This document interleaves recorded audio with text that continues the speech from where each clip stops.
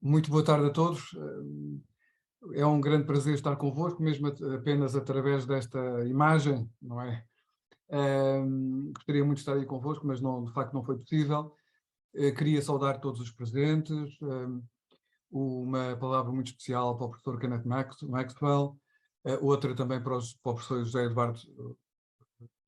Eduardo Franco, e dizer-vos que com a brevidade que imagino, depois de uma jornada de trabalho será exigível a quem fala por último, irei abordar o tema da guerra, da paz e da diplomacia no século das luzes. Irei partilhar convosco uma apresentação, como é habitual nas minhas apresentações também. E hesitei entre este título ou um outro, mas acabei por decidir seguir o título que estava indicado no próprio programa. Fundamentalmente, o que iremos ver desdobra-se em 4 brevíssimos momentos. Para cada uma destas questões preparei um número muito limitado de slides e, evidentemente, ficarei à vossa disposição depois para o debate. Vamos começar por falar um pouco sobre o modo como o pensamento moderno vai equacionar a questão antropológica da guerra. Depois passaremos para a questão da guerra e da paz entre Estados, típica já do século das luzes. Iremos tentar também caracterizar alguns dos aspectos que identificam a guerra e a paz na Europa a partir de Westfália, a partir dos tratados de Westfália. E, por último, vamos abordar também brevemente a passagem de uma concepção de guerra e de paz típica das luzes para aquilo que acontece depois na sequência da Revolução Francesa e na sequência da afirmação de uma Europa das nações e dos Estados nacionais. Para esta questão da ligação entre guerra e antropologia, eu escolhi essencialmente um autor contratualista decisivo, que é de facto Thomas Hobbes, que, como todos certamente saberemos, vai efetivamente colocar a questão da guerra na própria origem das sociedades. Isto é, ao contrário do pensamento clássico, nomeadamente aristotélico, que de alguma forma considera a guerra como uma perturbação a um estado de paz e de sociabilidade naturais, Hobbes vai considerar que o que é imediato, o que é natural aos humanos, é o conflito, é o estado de natureza. O estado de natureza é definido como o estado da guerra de todos contra todos. A paz não é um ponto de partida, mas a paz é um ponto de chegada. E exige um trabalho artificial, um trabalho de construção do Estado. É no Estado, num poder comum, em leis comuns, que os seres humanos, sem ele belicosos e assustados, mas por isso mesmo belicosos, encontram a paz.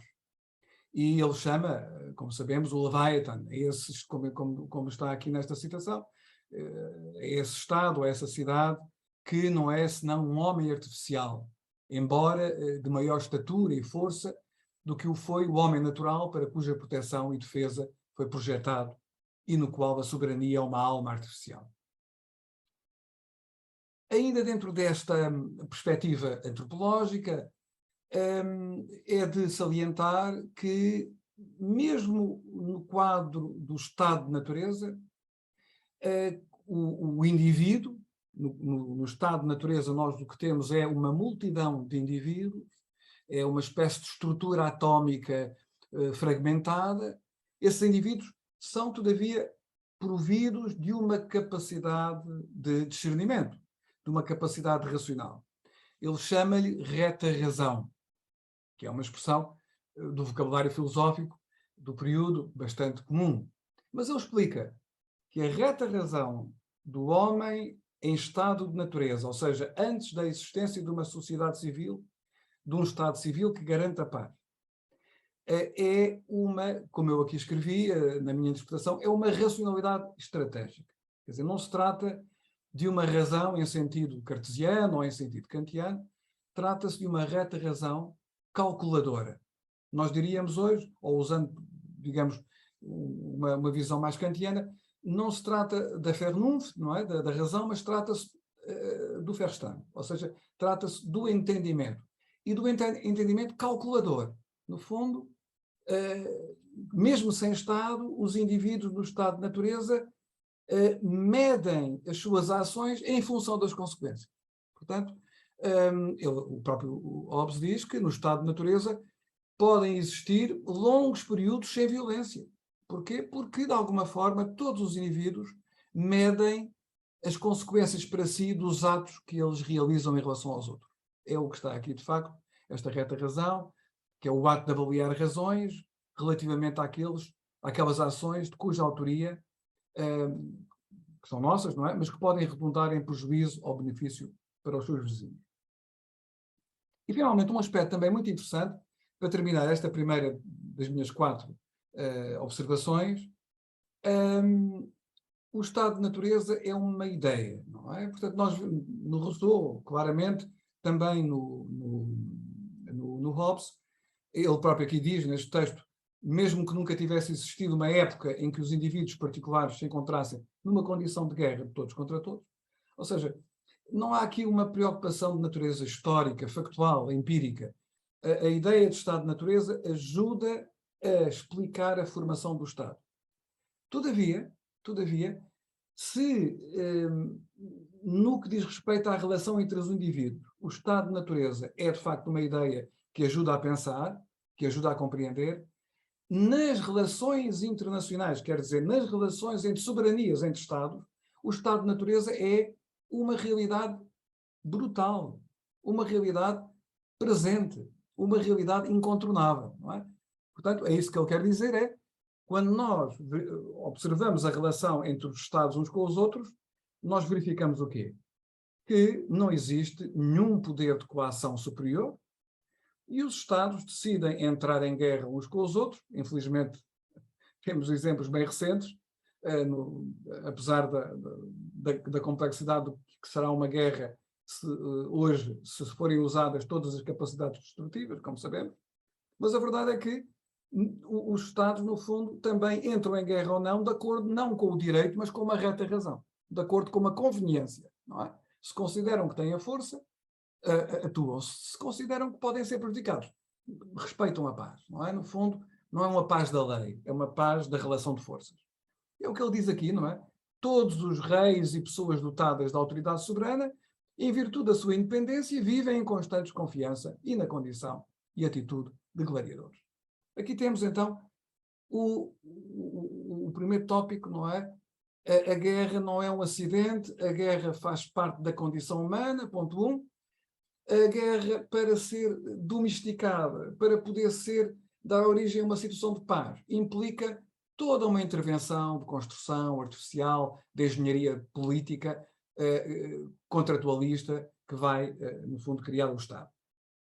Vamos então à segunda parte, já que depois do Estado existir, como é que se processa a paz e a guerra entre Estados? Faço aqui uma chamada um bocadinho mais para trás, não é? Portanto, saindo do século XVIII, que é o objeto principal desta intervenção, mas recuando um bocadinho, para chamar a atenção, como aliás tem sido muito trabalhado no âmbito do projeto da Escola Ibérica da Paz, que é dirigido pelo professor Pedro Calafate, que a própria Escola de Salamanca, que hoje está integrada neste conceito mais amplo de Escola Ibérica da Paz, através de personalidades dominantes e luminosas como o Francisco de Vitória, perante a questão do encontro de outras civilizações, como é o caso das civilizações da América Central, do Norte Central, os Incas, os Aztecas, os Maias, não é?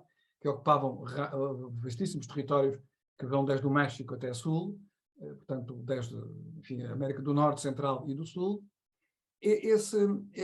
o Vitória contestava os conquistadores espanhóis, conquistava o seu próprio rei e os seus próprios concidadãos, justamente pelos abusos e pelas violências que se cometiam contra seres humanos, mas não apenas contra seres humanos, contra Estados, contra estruturas políticas, porque, como ele diz aqui nesta passagem, não se trata apenas de pôr em causa a propriedade privada, trata-se também de pôr em causa a estrutura política, a estrutura de poder hierárquico e legal que mantinha essa propriedade privada. Portanto, aqui temos uma declaração de universalidade em que, efetivamente, mesmo para com povos que eram totalmente desconhecidos, não é? Os americanos eram aliens, era como se fizessem parte de um outro planeta, mesmo em relação a eles, era necessário respeitar normas jurídicas de direito natural. E, de facto, o tema do contrato social vai estar presente nas relações entre Estados, mas vai estar presente de uma forma incompleta e, eu diria sempre, de uma forma imperfeita. O próprio M.R. de Vatel nos diz que o pensar, como nesta passagem de uma obra muito importante, Le Droit des gens, de 1758, ele diz-nos, nesta pequena tradução que eu fiz, que seria um pouco ingênuo pensar que poderíamos construir o direito internacional público através de uma intensificação quantitativa do contrato social. Ou seja, de uma simples substituição, onde no contrato social de que nasce o Estado estavam indivíduos, começávamos a pôr os Estados em vez dos indivíduos e depois tínhamos o aparecimento de uma ordem mundial, de uma espécie de estrutura de direito internacional público que seria um simulacro, ou melhor, uma réplica do que acontecia na ordem doméstica, na ordem estadual interna. Isso não é, as coisas não funcionam assim. Há aspectos, dificuldades específicas que tornam a esfera das relações internacionais entre Estados numa situação mais complexa, onde efetivamente existe toda a margem de manobra para que a violência guerreira possa surgir. Um outro aspecto também muito importante, nesta linha de afastamento do contratualismo constitucional em relação ao contratualismo, ao potencial contratualismo internacional, do direito internacional, também o Rousseau dá um contributo importante, porque o Rousseau vai disciplinar o uso do conceito de guerra, não é? O que o Hobbes usava de forma absolutamente selvagem, não é? Porque o Hobbes falava de guerra nas relações entre os indivíduos, ou eventualmente nas relações entre os Estados. Enquanto que, e muito bem, o Rousseau vai justamente dizer que para que exista guerra é preciso que exista um estado permanente de relações constantes. Nós, quando nos zangamos com um amigo, provavelmente não estabelecemos uma data e dizemos eu comecei a zangar-me com o João no dia 1 de março e depois restabeleci as relações com ele no dia 7 de março do ano seguinte. Não, quer dizer, as relações individuais são muito mais oscilatórias, muito mais imprecisas e não são baseadas em instituições, são baseadas em emoções, não é? Em afetos. Em contrapartida, os Estados entram em guerra, muitas vezes, através de atos formais de declaração de guerra, atos de direito, e restabelecem a paz através de atos formais, tratados de paz. Ora, portanto, aquilo que o Rousseau vai dizer é o seguinte, é que não existe nenhuma guerra entre os homens, ela só existe entre Estados.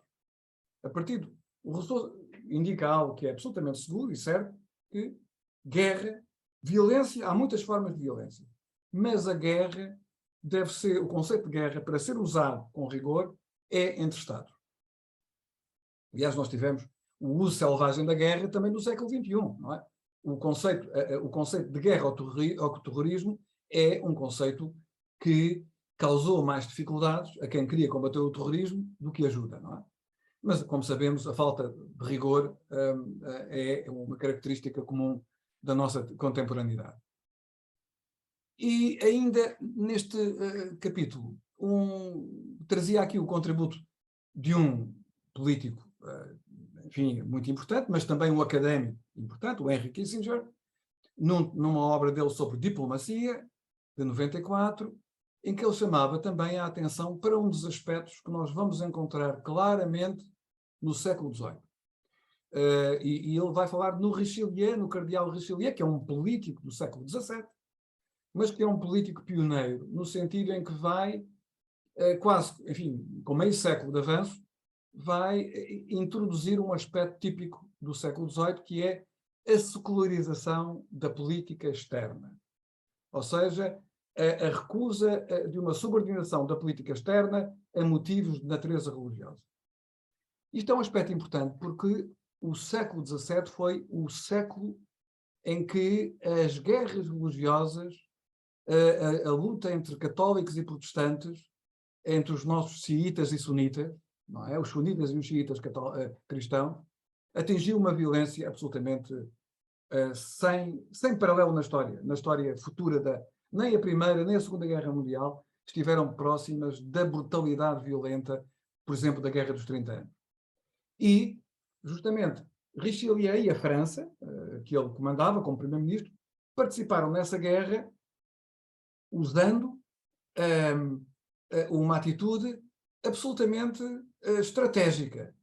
O Richelieu era um cardeal católico, mas os interesses estratégicos da França eram representados por outros católicos, os Habsburgos, que governavam, que cercavam, portanto, a França.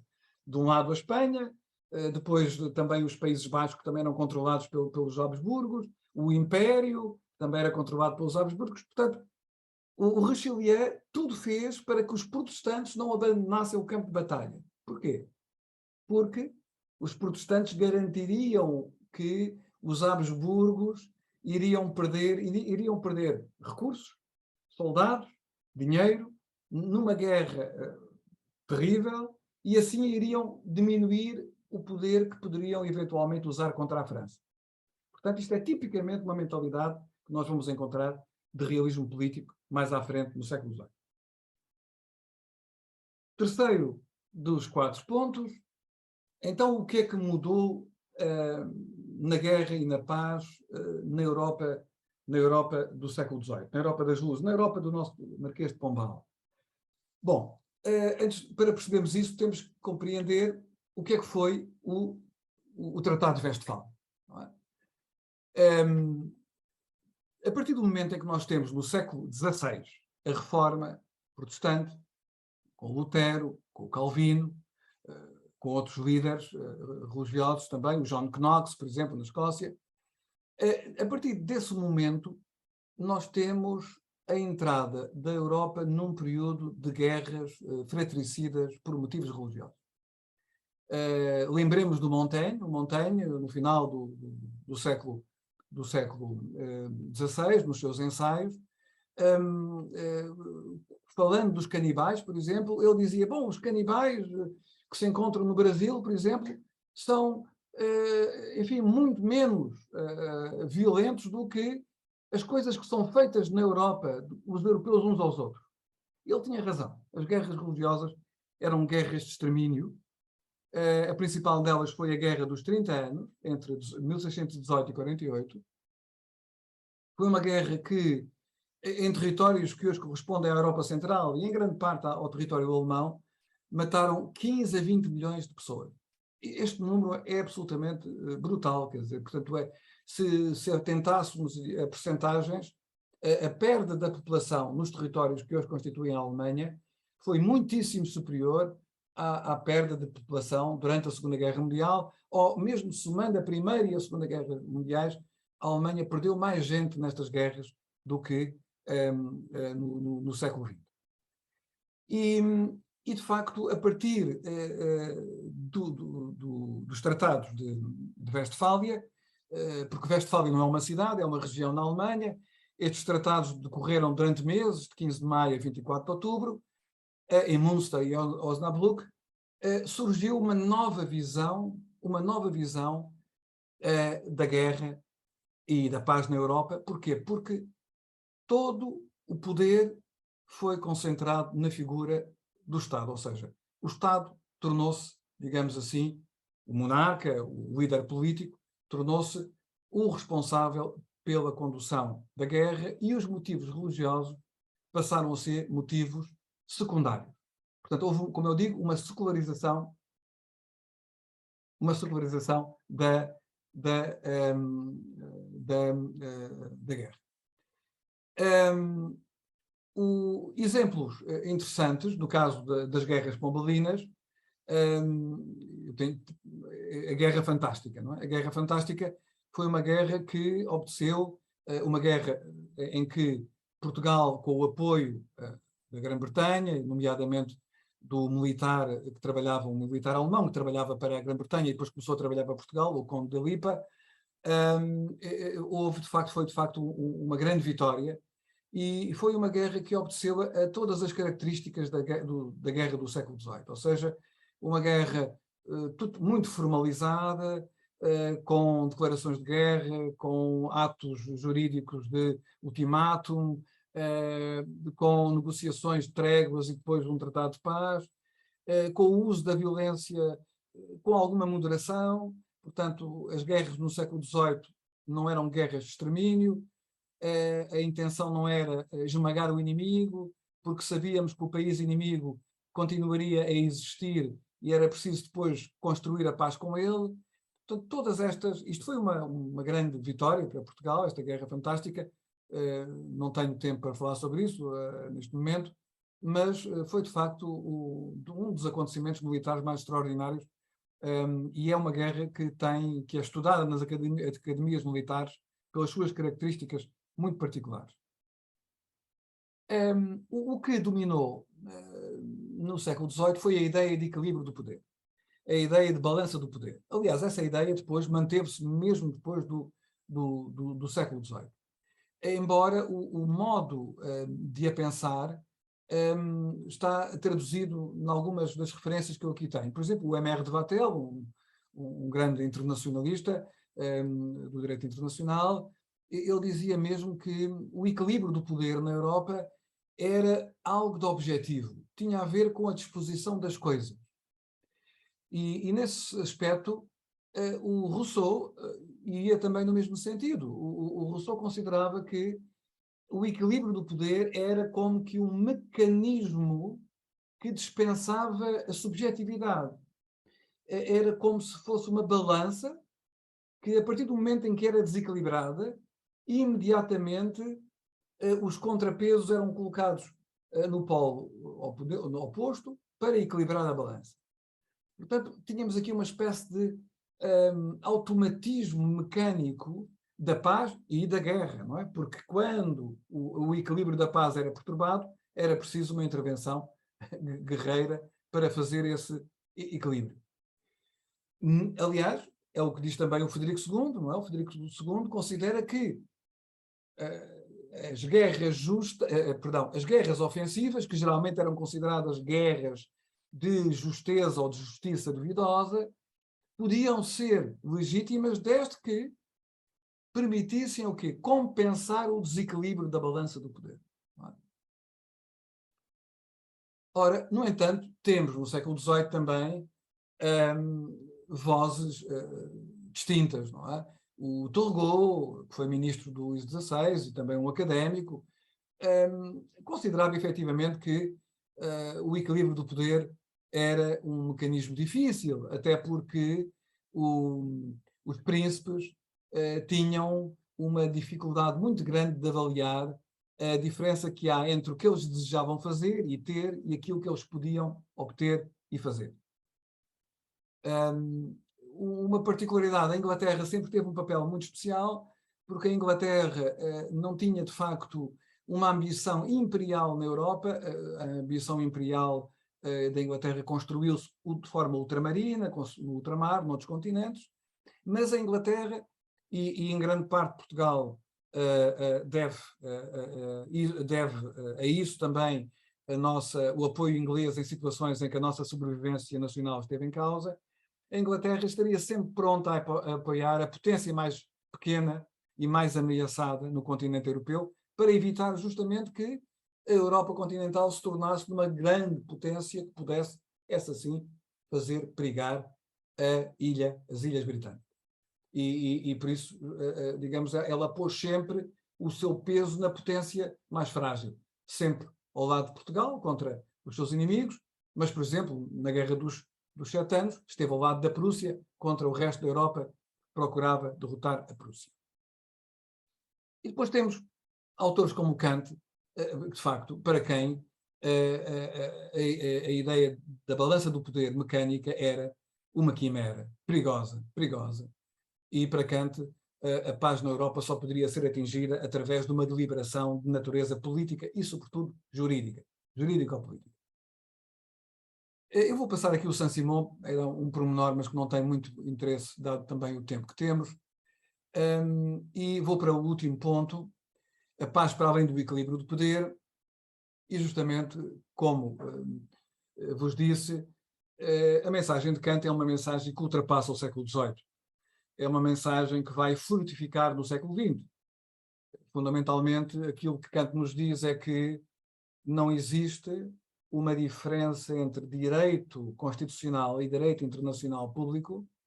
Os dois estão unidos pelo conceito de paz.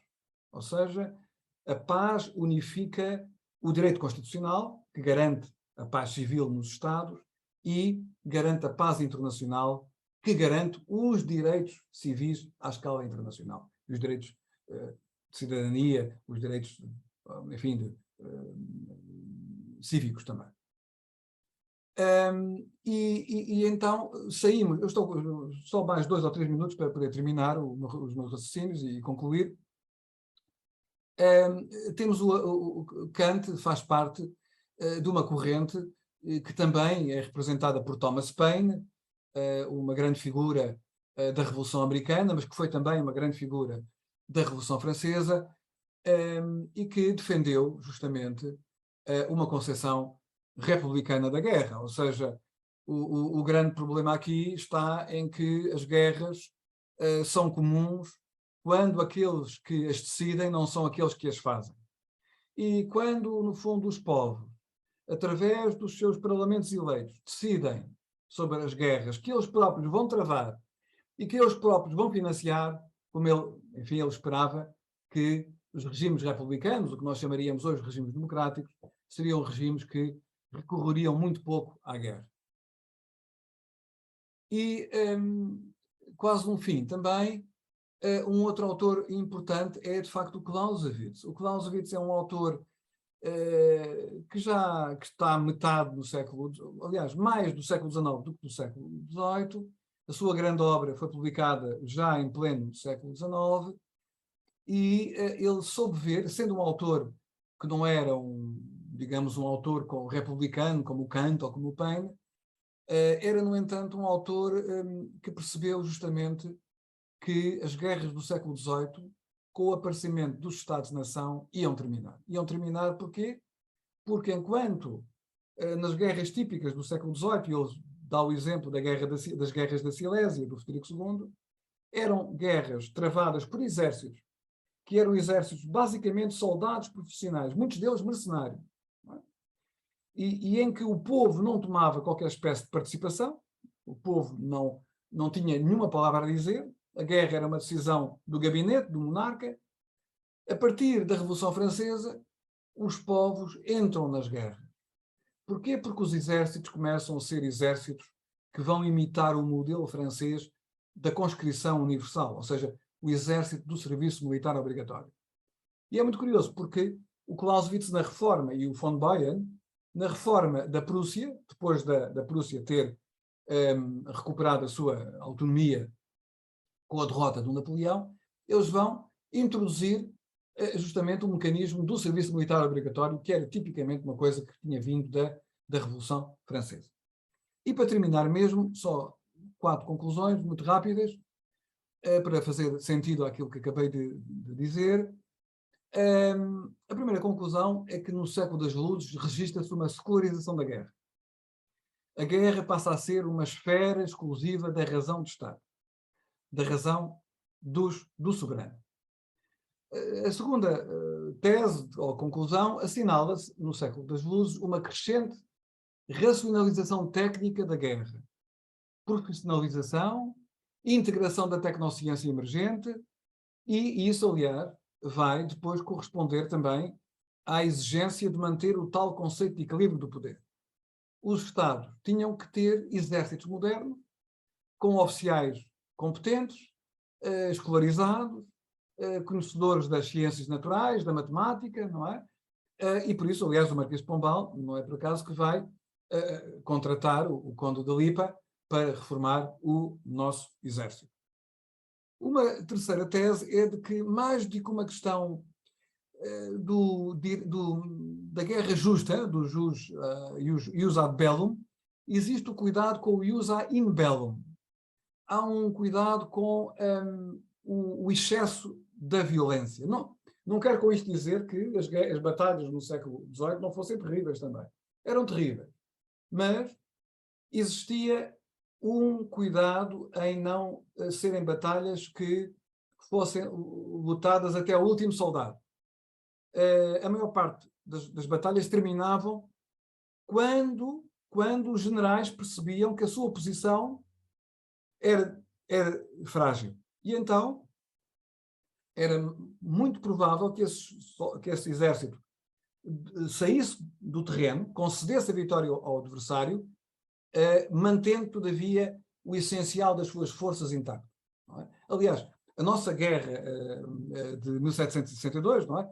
Do Mirandum ou a Guerra Fantástica, foi uma guerra em que Portugal e a Inglaterra venceram a França e a Espanha, nunca travando uma batalha decisiva. Sempre através da imensa capacidade de manobra que o Conde da Lipa revelou. E, finalmente, a mudança de ruptura epocal, acolhida tanto por republicanos como por conservadores esclarecidos, como é o caso do Clausewitz, é a necessidade de uma tutela política dos assuntos militares, com crescente passagem do mercenário à conscrição universal. No final do século XVIII, na passagem para o século XIX, nós vamos assistir ao triunfo da concepção de Clausewitz, que é a concepção de uma teoria da guerra que continua a ser, na minha perspectiva, em grande medida válida, que considera que, essencialmente, a guerra é a continuação da política por outros meios. E, portanto, que a guerra não é um assunto para militares, a guerra é um assunto, em primeiro lugar, para os dirigentes políticos e só de forma instrumental para os militares. Os militares são técnicos da guerra, é aos políticos que cabe definir os objetivos da guerra. Muito obrigado pela vossa atenção. Obrigada, senhor.